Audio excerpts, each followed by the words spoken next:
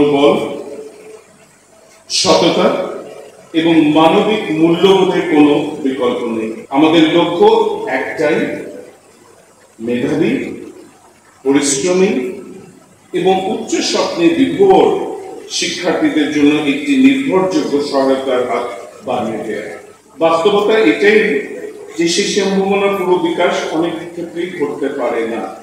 আমাদের লক্ষ্য একটাই, মেধাবী, পরিশ্রমী এবং উচ্চ স্বপ্নে বিভোর শিক্ষার্থীদের জন্য একটি নির্ভরযোগ্য সহায়তার হাত বাড়িয়ে দেয়।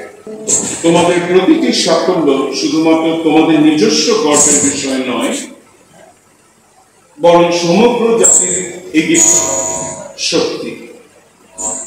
তোমাদের সামনে অনেক চ্যালেঞ্জ আসবে, অনেক বাধা আসবে, কিন্তু মনে রেখো, কঠোর পরিশ্রম, অটুট মনোবল, সততা এবং মানবিক মূল্যবোধের কোনো বিকল্প নেই।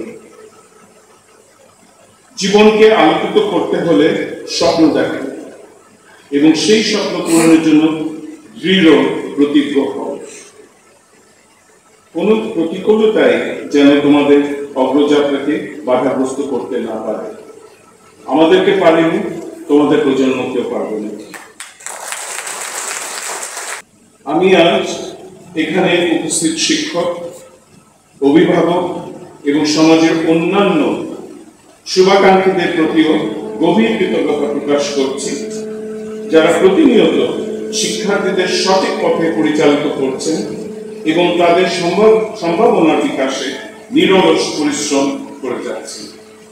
আমাদের সকলেরই দায়িত্ব একটি ন্যায়ভিত্তিক, মানবিক এবং সমান সুযোগের সমাজ গড়ে তোলা। গত জুলাই আগস্টের অভ্যুত্থান তাই আমাদেরকে বার্তা দেয় এবং এমন একটা সমাজ ব্যবস্থা গড়ে তোলা যেখানে প্রতিটি শিশু তার স্বপ্ন পূরণের নিরবিচ্ছিন্ন সুযোগ পাবে।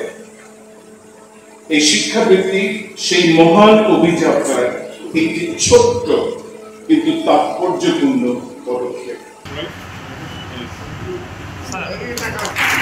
অষ্টম দিনাঙ্কে